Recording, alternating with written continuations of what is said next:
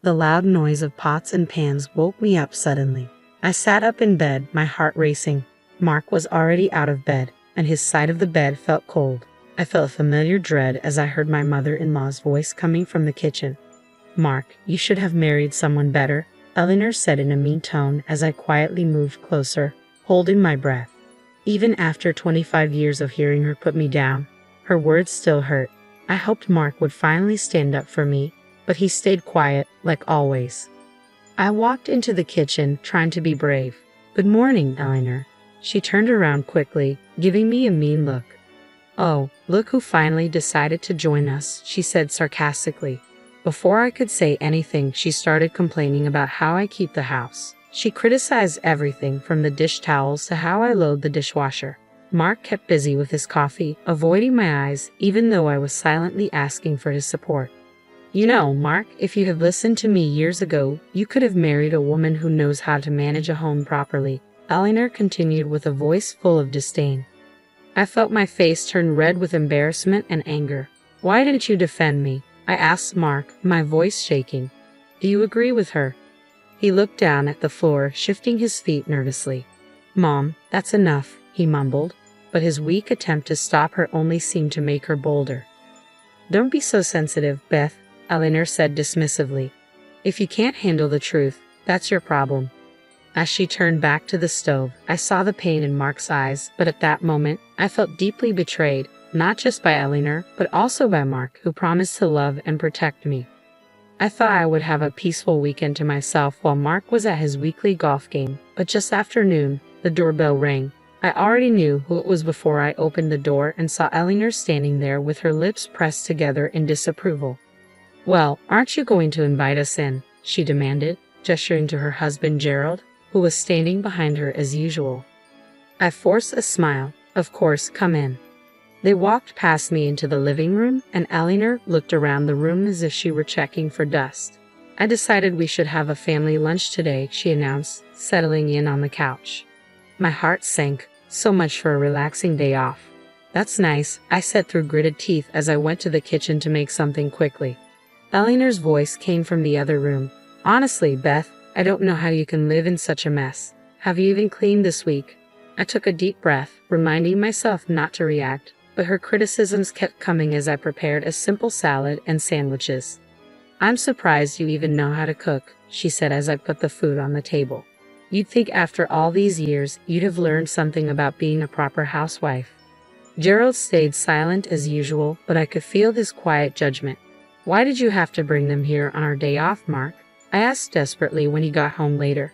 He looked away, shrugging helplessly. She insisted. "You know I can't say no to her." As Eleanor kept criticizing my homemaking skills during lunch, I felt my frustration with Mark growing. Why did he always let her treat me like this?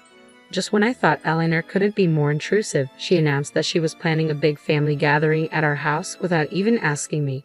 "I've already invited everyone over for dinner next Saturday," she said one afternoon, walking into the living room without asking, as usual. "You'll need to clean this place from top to bottom, Beth. It's a disgrace." I clenched my jaw as she went on and on about how my housekeeping was not good enough. Mark said nothing and pretended to read the newspaper. The week leading up to the dreaded dinner was a nightmare. Eleanor kept coming in and out, criticizing every detail and giving orders about how she wanted things set up. By the time Saturday arrived, I was a nervous wreck. "Why is the table crooked? Fix it," Eleanor snapped as I set out the plates and silverware just as she had instructed. I bit my tongue and straightened the tablecloth with shaky hands. The doorbell rang, and the first guests began to arrive. Aunts, uncles, and cousins I barely knew. Eleanor greeted them all with a big smile, playing the perfect hostess. "Doesn't Beth's home look lovely?" she said to my aunt. "She's worked so hard to get it ready for us." My face burned with embarrassment as the backhanded compliments continued throughout the evening. Whenever I caught Mark's eye, he quickly looked away. After dessert, Eleanor started clearing plates from the table. "Honestly, Beth, I don't know how you managed this meal. The potatoes were so bland." "That's enough," I said, finally reaching my limit. I turned to Mark, who was slumped in his chair. "Why didn't you defend me? Why do you let her treat me like this?" He looked at me helplessly as the room went silent. At that moment, I realized our marriage was at its breaking point. After the disastrous family dinner, I felt like I couldn't take it anymore. Seeing the helpless look on Mark's face while he stayed quiet during Eleanor's attacks was the last straw. I knew I couldn't keep living like this. The next day, I called my best friend Linda. She has known me since we were kids and is always brutally honest, even when I don't want to hear it. "You have to get out of that toxic situation, Beth," Linda said firmly after I told her about Eleanor's latest insults. "Mark is too weak to stand up to her, and she'll never change." I took a deep breath. "I know, but how can I just walk away from my marriage?" "Sometimes walking away is the only way to save yourself," Linda replied. "You've given Mark more than enough chances to put his mother in her place. It's clear he's chosen her over you." Her words hurt, but I knew she was right. As much as I loved Mark, I couldn't keep exposing myself to Eleanor's cruelty and his unwillingness to act. Over the next few weeks, I started pulling away from Mark and focusing on my own life. I took up gardening again, something I had always enjoyed but Eleanor had mocked as a silly hobby. I began making plans to meet friends for lunch or dinner without asking for Mark's opinion. He looked confused whenever I made excuses about his mother visiting or mentioned some other activity he wasn't invited to, but I stayed determined, keeping my true intentions to myself. A sense of determination grew inside me. I was done being a doormat for Eleanor, for Mark, for anyone. I deserved happiness, respect, and the freedom to live on my own terms. And that's exactly what I was going to do. With newfound resolve, I began taking steps to become independent. I opened a separate bank account and started putting a portion of my paycheck into it each month, keeping it a closely guarded secret from Mark and his parents. Whenever Eleanor would make another unannounced visit, I stayed polite but distant, no longer doing everything she wanted. If she criticized my housekeeping, I just shrugged it off. Her comments no longer hurt me. "What's gotten into you lately?" Mark asked one evening, his brow furrowed with concern. "You've been so different." I forced a smile. "Just reevaluating some things, that's all." I didn't explain any further. The more I pulled away, the more strained our interactions became. Mark seemed completely confused by my sudden aloofness. The once passive wife he knew slowly disappearing before his eyes. Good, I thought. Let him wonder. Let him realize I'm no longer the doormat he allowed his mother to walk all over. In truth, my mind was focused on bigger plans, finding a way to finally break free from Eleanor's toxic grip once and for all. With each paycheck I saved, that future came closer. I knew it would devastate Mark when I finally told him my plans. A part of me still loved him and hoped he might eventually find the strength to stand up to his mother himself. But I couldn't keep hoping for something that might never happen. I had to do this for myself. My new mantra became independence at any cost. The road ahead would be difficult, but I was determined to walk it alone if I had to. No more settling, no more suffering in silence. It was time to put myself first. With each paycheck I squirreled away, my secret savings account grew larger and eventually, it was enough to make my long-awaited move. One afternoon, I slipped out and met with a realtor, explaining that I needed to buy a small home just for myself. She showed me a cozy little bungalow, perfect for a fresh start. I put in an offer that day, using only my name on the paperwork. A few weeks later, the house was officially mine, a space where I could finally breathe, free from Eleanor's toxic presence. But I knew keeping it a secret was only delaying the inevitable explosion. That night at dinner, I could barely look at Mark without thinking about the news I was about to share. Eleanor prattled on as usual, criticizing everything from the meal to how I'd set the table. "Enough," I said firmly, setting down my fork. "I have an announcement." Eleanor raised an eyebrow but stopped talking. Mark looked at me with a puzzled expression.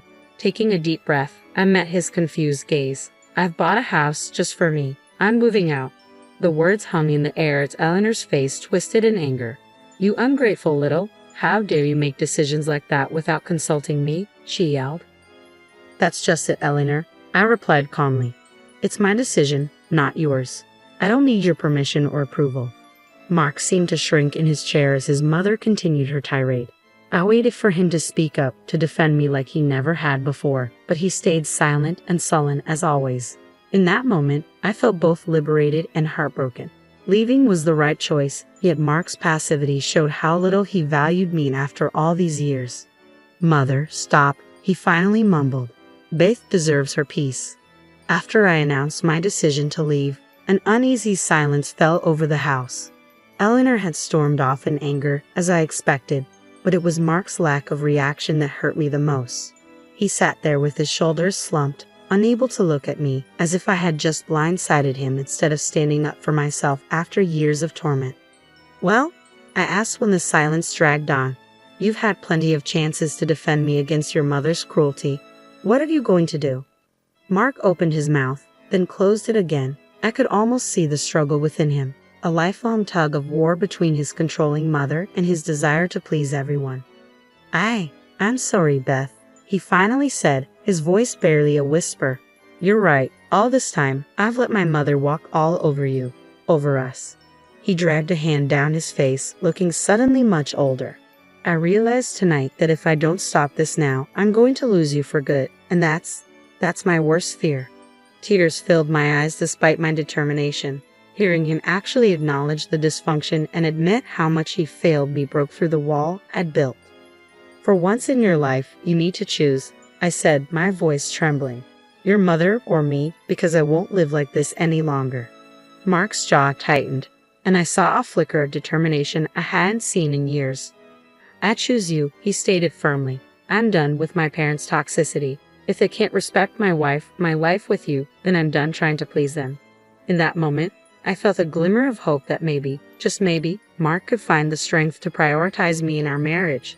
But I knew this was just the first of many challenges we have to face. After Mark declared he was choosing me over his toxic parents, I felt a bit hopeful about our marriage. But I knew rebuilding trust wouldn't happen overnight. We had years of hurt and dysfunction to work through. In the days that followed, Mark seemed more confident in his decision. He stopped taking Eleanor's calls and ignored her increasingly angry voicemails demanding explanations. "I finally feel free," he admitted one evening over dinner, "like a weight has been lifted off my shoulders." I smiled cautiously, still afraid to get my hopes up too much. "I'm glad you're seeing things clearly now, but you know your mother won't give up easily." Sure enough, within a week, Eleanor showed up unannounced, banging angrily on the door. "Mark, you can't shut me out like this. We're family." To my surprise, Mark didn't even flinch. He just pulled aside the curtains to reveal her red, angry face and then turned his back. "I think you should leave, Mother," he said calmly. "Beth and I have made our decision." Eleanor continued to shout and argue, but Mark stayed firm. I could see the anger in Eleanor's eyes as she realized she had finally lost her control over her son. After Eleanor stormed off, Mark turned to me with a sheepish smile. "I should have done that years ago. I'm sorry it took me so long to put you first, Beth." Tears welled up in my eyes as I looked at the newly confident man before me, so different from the passive person he had been. "I'm just glad you finally saw the light," I said, pulling him into a hug. It would take time to fully regain my trust, but in that moment, I felt a deep sense of hope for our future. A future for just the two of us, finally free from Eleanor's toxic influence.